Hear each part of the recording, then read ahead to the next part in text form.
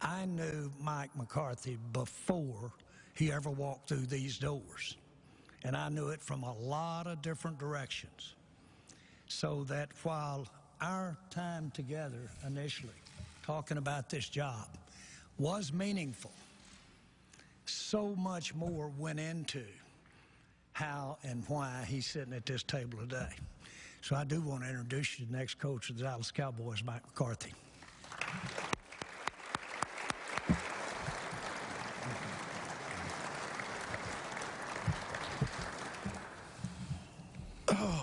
Well, first of all, thank you. It is great to be here, and I'm having a moment here because I don't know where the hell to put my hands. I never sat at a table for a press conference, so excuse me.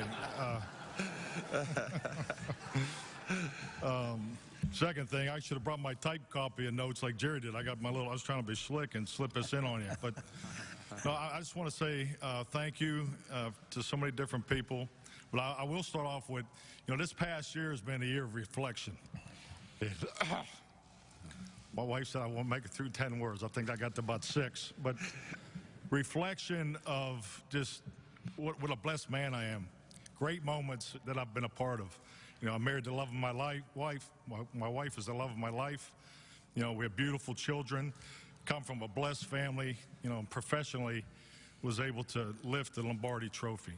But I do need to tell a story about Saturday night when I was here on the interview. And here I am sitting across the table, Stephen, Jerry Jones, Jerry Jr., Will McClay, Todd Williams, and Jerry's telling a story about the purchase of the Dallas Cowboys. And at the end of the story, he leans over to me and he grabs me by the forearm and reaches out to shake my hand. He says, "And you need to be the coach of the Dallas Cowboys." So I jumped up and hugged him, but and I'll stop right there. We had a hell of a time. Just say that.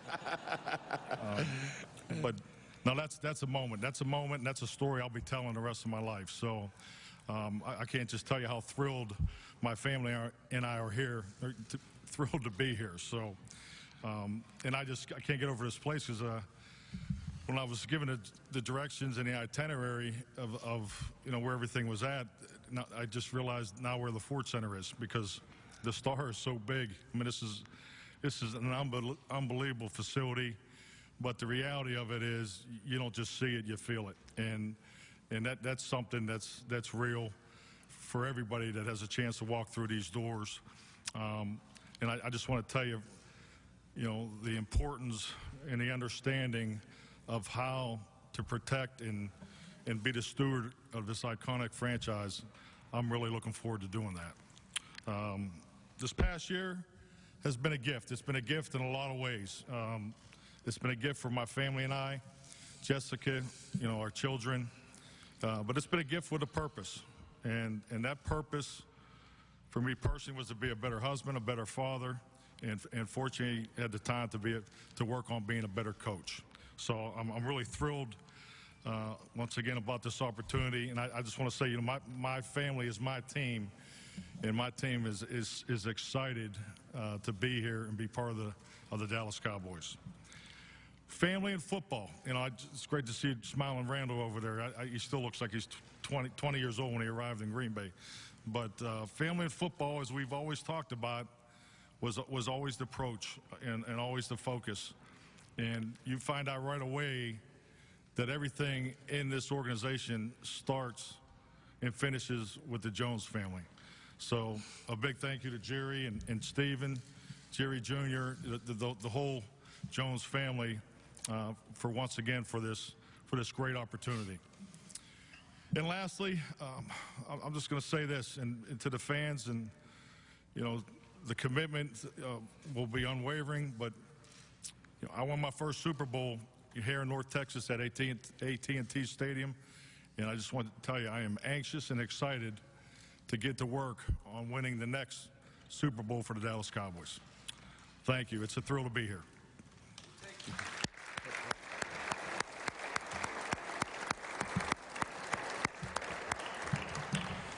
Questions now. Brooke and Joe have microphones, so if you want to ask questions, just hold your hand up and I'll get your attention. Yeah, Mike, can you talk about Can you talk about what appealed to you about this job, and what are your expectations for your first season here?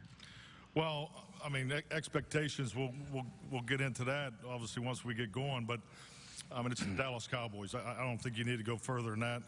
You know, obviously, the tradition and history here is so unique, and it's an iconic franchise. And, you know, the opportunity to really get in the room and talk football and structure, culture, and all the things a part of, you know, what we feel like we need to do to win that Super Bowl. Really, when you think about expectation, the goal will never change here. You know, it's about winning championships, but the expectation is going to be trust in the process, and that process will be, you know, we'll get to work on that as soon as we can here. So, and it's already started.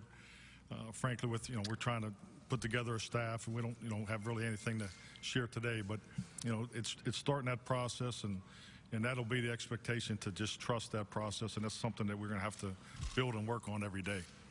Mike, right here in front.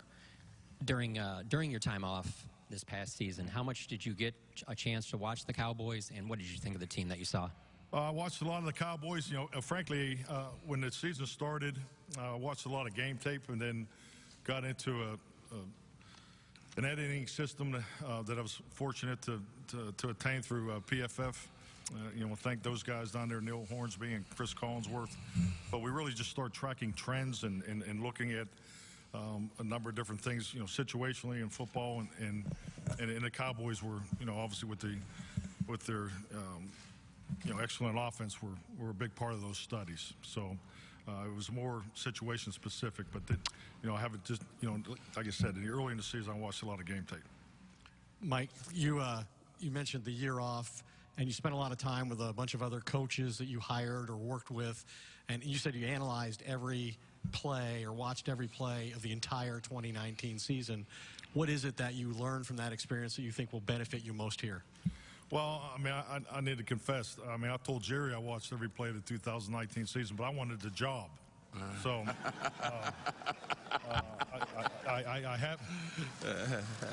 haven't watched every play of the season, but it was just, I mean, you do what you got to do, right?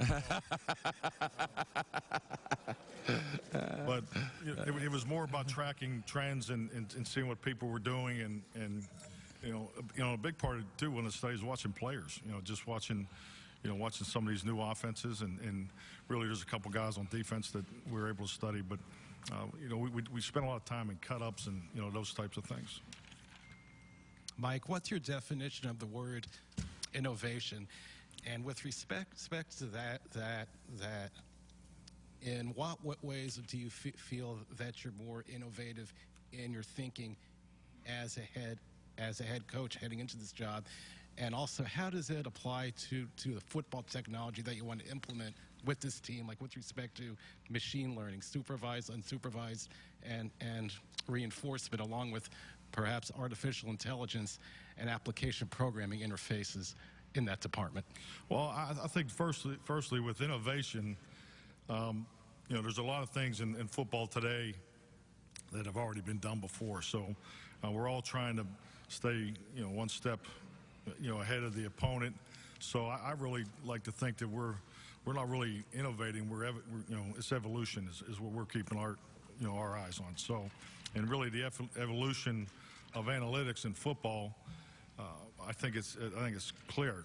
There's so much information now, and you have to really give a lot of credit to the third parties resources out there, and because there's some high quality companies and programs that are very useful. So, you know, both not just in coaching and within the organization, but obviously in the media. So, but I think what you have to guard against is the application of all that information, because that, to me, that's the real challenge.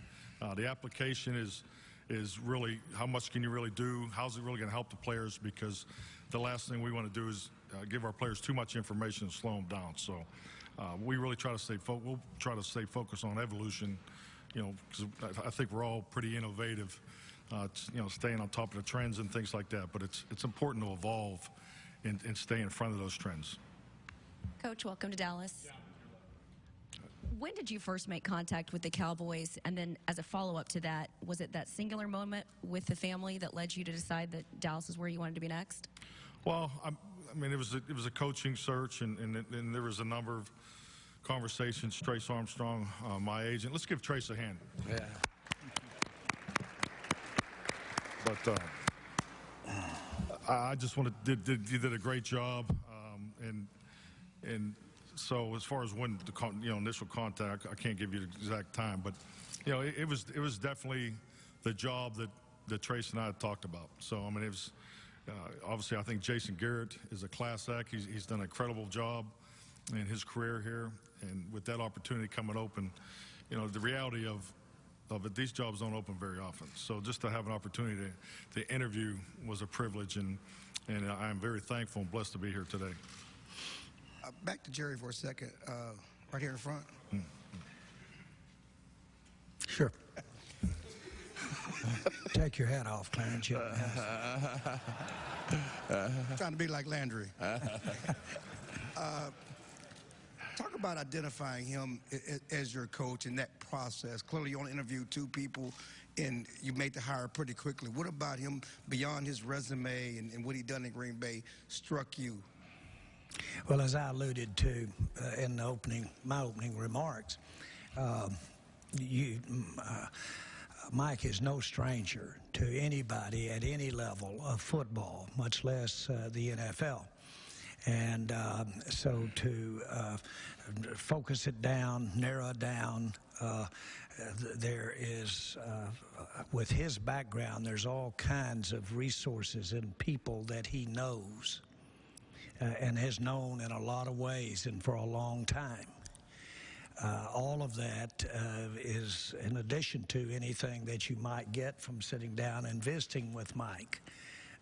From that standpoint, that's certainly what happened. It was wonderful that Stephen had his relationship and respect that he had for Marvin Lewis relative to us being able to interview Marvin. Stephen had spent years, can speak for himself, and so when we had the opportunity to interview Marvin, it was great. When I had the opportunity knew that we were going to sit down, one of the biggest things that impressed me was I told Jason Garrett that I was going to be visiting with Mike before we had the visit when Jason and I were talking, and I said, he said, "You're not going to meet anybody any more special than Mike. I love his story. I love him. He's great." And so to give you an idea of a class act, that's it right there. In both cases.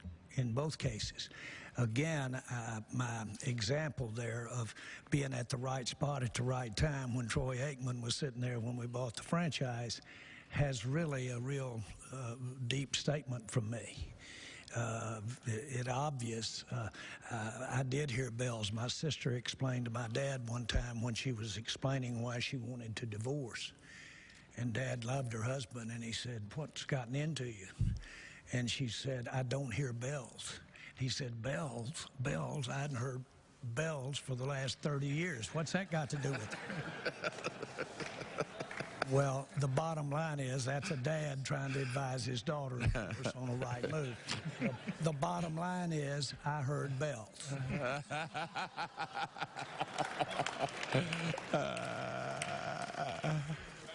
Mike, 4th row to your right.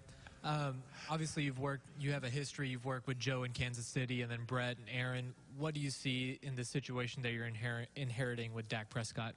Well, I'm excited about the opportunity to work with Dak. I think what he's done so far is very impressive. I think like a lot of us in the league, you watch people from afar, but when you have a chance to watch a player live, and I can recall his rookie year when we played him there in Green Bay. So I've always been impressed with him. You're going to be able to run the whole offense and then some. So, and I think he has an incredible foundation to build off of, and our offensive system will be built around making the quarterback successful. That's the way I've learned it, and it's the way I believe you play offense. So we have a great one there to work with.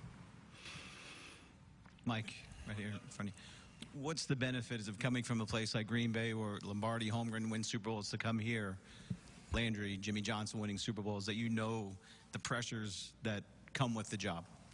Well, I think it just plays to your experience. So I could recall when I first got the job in Green Bay, driving in to the stadium, and you had statues of Curly, Lambeau, and Lombardi in the front. So after about the 5th day, I started going through the back door. I just don't want to look at it anymore. So but I'm just kidding. It's a great experience that I could obviously draw from.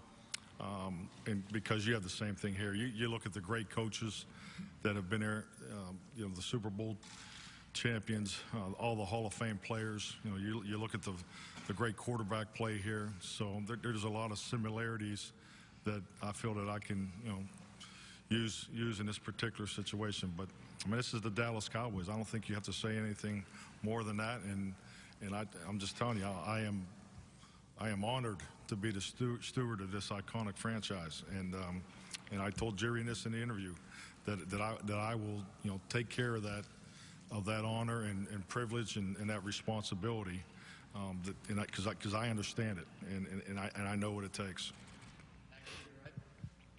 Hi, Mike. Welcome to Texas. You spoke about the quarterback being a linchpin of your offensive system. How do you plan to use your running back, Ezekiel Elliott? And Jerry was frustrated with special teams play this past season. In your mastermind with the other coaches you had this year, how do you plan to attack special teams here as the head coach? Well, I think, first off, with Zeke, he's going to get the football. I mean, let's not make no mistake about that. I think you have to, clearly understand it. When you say the offense is going to make the quarterback successful, the best way to make them successful is a great run game. So, we clearly understand what we have here and how we could build off of that. And special teams and all those things, I've had an opportunity to do my own evaluation. I'll have an opportunity to visit with some of the coaches on the current staff, and those evaluations will play into the direction we go with the coaching staff. So, special teams will be a priority here.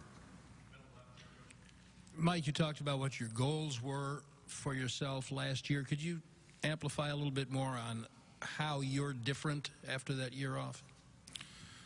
How am I different? I think the only real thing is my experience has grown. I've had a chance to grow personally and professionally. I've had a chance to really catch my breath, having great time with my beautiful wife, Jessica, and our family. Do things I've never done before. I was on a boat in August. That's never happened before.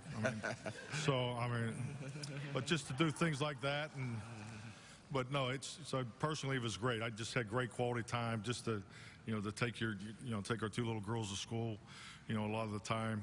I just really enjoyed that. But the football part of it, really, when you don't have to play on Sundays and you can sit there and watch games and take it in as a fan, obviously you appreciate it, but just to be able to watch, not only watch cut-ups and watch video.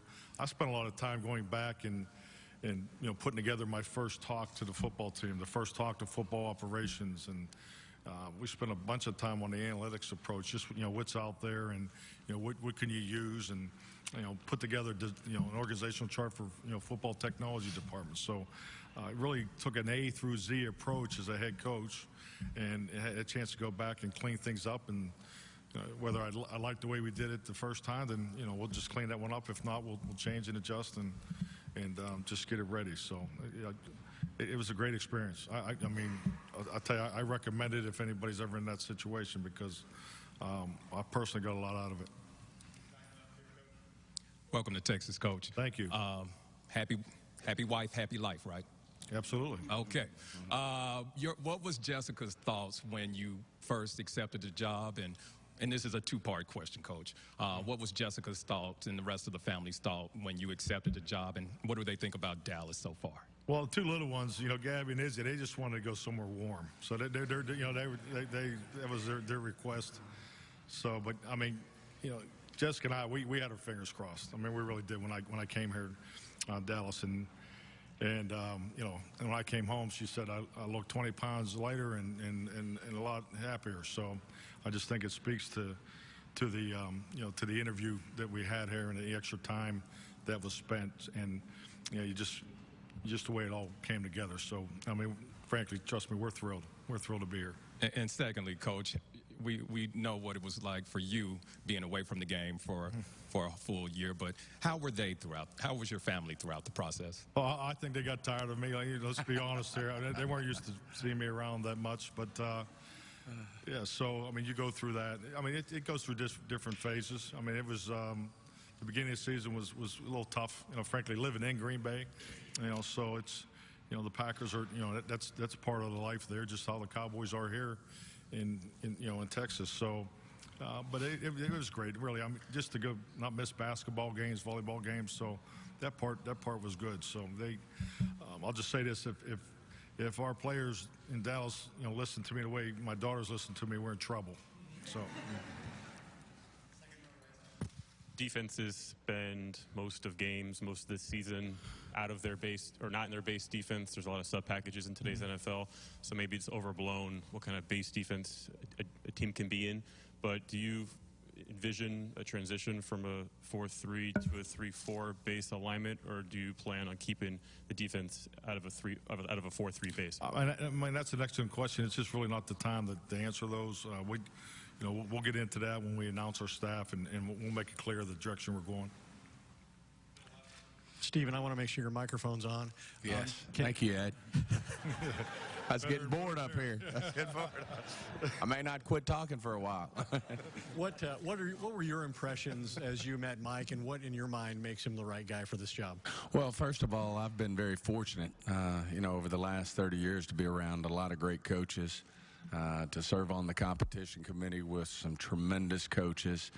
And, although I hadn't spent a lot of time with Mike, certainly felt like I knew him from visiting with other people. And then, when you start this process, the diligence that you get into, you do feel like you know him before he ever walks in the door. And certainly Mike and I share a lot of mutual friends, people that we have a tremendous amount of respect for.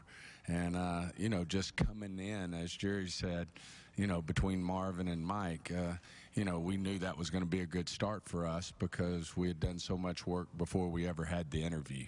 And then to have Mike walk in the door and be even more special than we thought it was going to be, as the hours proceeded. I think we were about 12 hours worth there that day. And, as it proceeded, it just became obvious that he was going to be a great fit for our organization. And, obviously you take a look at everything in your organization, from AT&T to the Star to our culture to our people, the whole thing. And, when we looked at it and Jerry and I started having sidebars, Jerry Jr. and I started having sidebars, the three of us did, it was just, becoming clear that Mike was our guy. And it's just great to have him. And certainly you look at his track record, it's all been said. It's just, it was the right fit for us in terms of what we were wanting to get accomplished with this hire.